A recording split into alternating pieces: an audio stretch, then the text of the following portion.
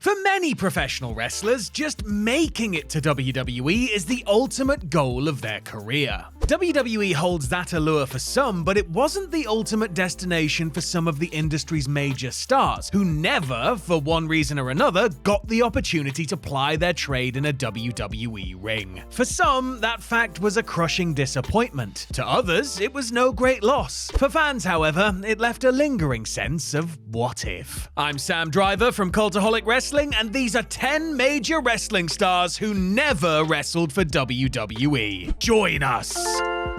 Number 10, Bobby Eaton.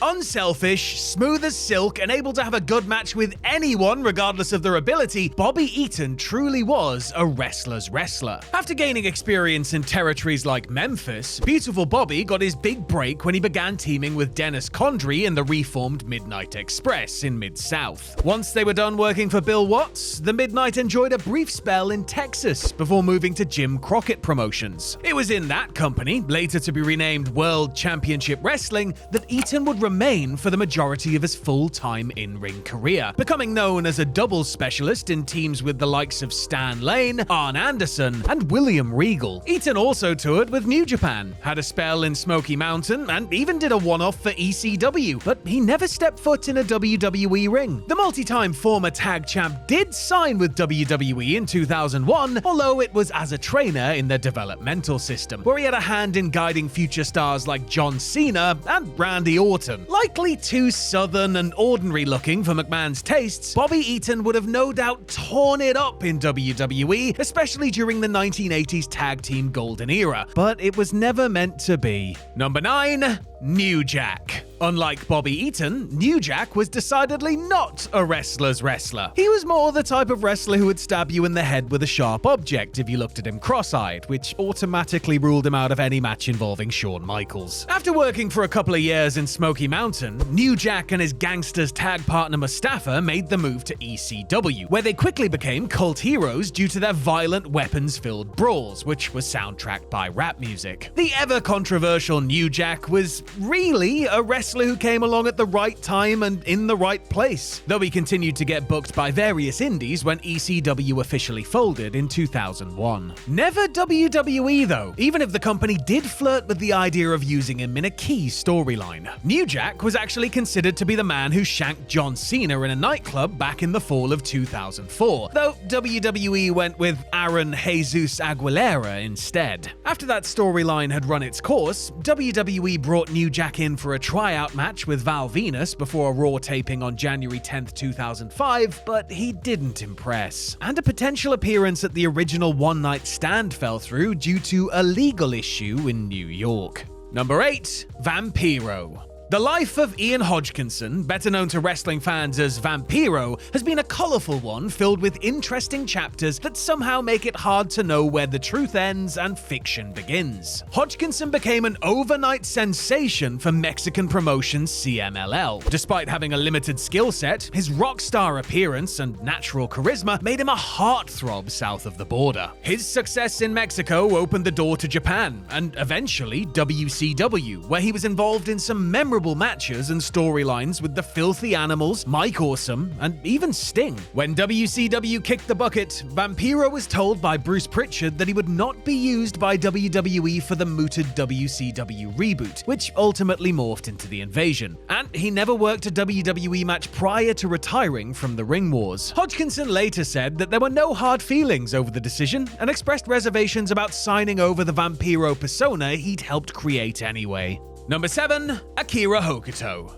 Widely considered one of the greatest wrestlers, male or female, of all time, Akira Hokuto left a lasting legacy due to her incredible work for All Japan Women during the 90s. The Dangerous Queen was incredibly charismatic and routinely demonstrated an enviable toughness and tenacity during her many epic matches, with bouts opposite Bull Nakano, Manami Toyota, and others retaining their legendary status to this day. Outside the ring, Hokuto broke all the rules that Japanese female wrestlers from that era were expected to follow. She didn't retire at the 26-year cutoff point. She smoked and drank and had sex. And she was the first wrestler to announce a pregnancy while still an active performer. Hokuto flouted the rules and got away with it because she was such a star, with CMLL and WCW, who made her the women's champion, bringing her in before her career started winding down. WWE never did, even after Alundra Blaze got in contact with All Japan Women and name-dropped her as a potential opponent in early 1994.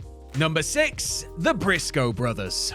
Brothers Mark and Jay Briscoe went from being two skinny, albeit clearly talented kids wrestling in amateur-style singlets on the indies to one of the best and most revered tag teams in the world. Dem boys turned heads in CZW, Jersey All-Pro, and many other promotions before establishing themselves as a force to be reckoned with in Ring of Honor. WWE were at various points interested in securing Mark and Jay's services, and the duo did have a tryout match prior to the November 24th, 2009 SmackDown taping, after which they were invited to a month-long tryout at Florida Championship Wrestling. WWE passed on them, however, with Jay later claiming that they were not considered cosmetically pleasing enough for WWE TV. Future tryouts for the brothers were cancelled after Jay posted a series of anti-LGBTQ tweets, for which he later apologized. Despite those apologies, the Briscoes never received another shot with WWE before Jay tragically passed away in January of 2023.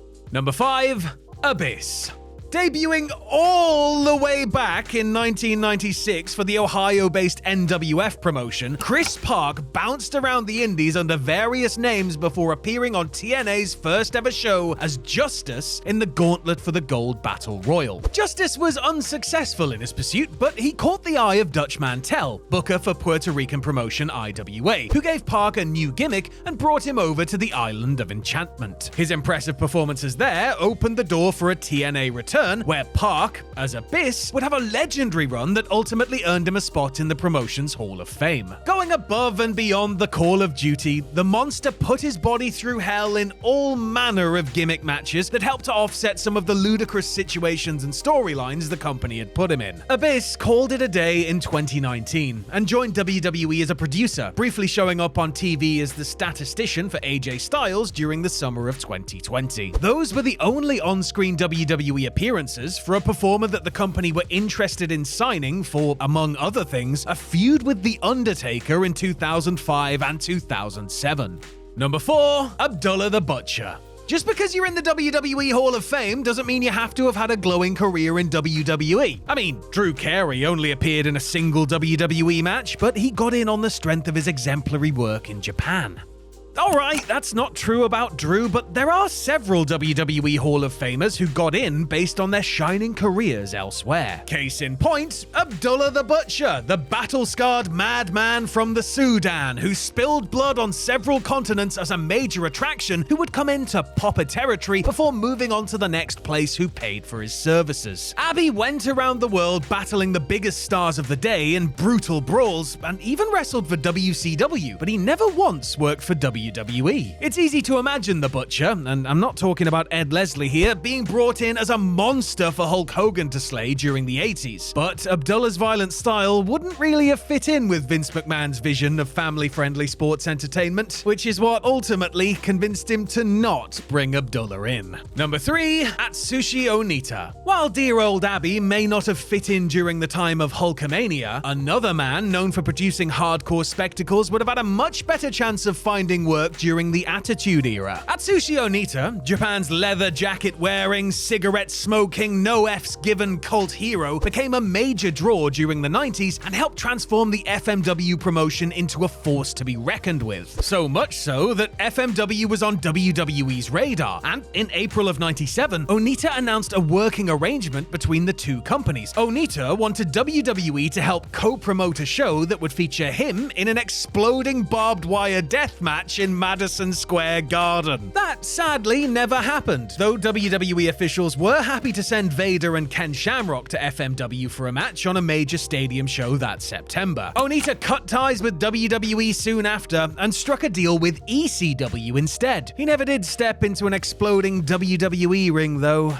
Number 2. Nikita Koloff. A powerful brick wall of a man who was so dedicated to his gimmick as a faux Russian that he actually learnt the language and legally changed his name, you have to wonder how far Nikita Koloff could have went with the WWE machine behind him. A main event run with Hulk Hogan seems like a natural, and Koloff himself has said that he has no doubts that he'd have headlined opposite the Hulkster. But a sense of what he would have done after that, plus various other factors, prevented Nikita from ever signing with Titan. Another thing stopping him from making the jump, with his one-time partner Barry Darsow once trying to convince him to come in and be an original member of Demolition, was that he felt he'd invested too much into making Nikita Koloff a player and didn't want to give it up for another gimmick. He also felt a great sense of gratitude to Jim Crockett for giving him his big break. Amazingly, nobody from WWE even approached Koloff about joining the promotion, and he only ever had 2 chance meetings with Vince McMahon, during which business just wasn't discussed. And number 1, the Great Muta.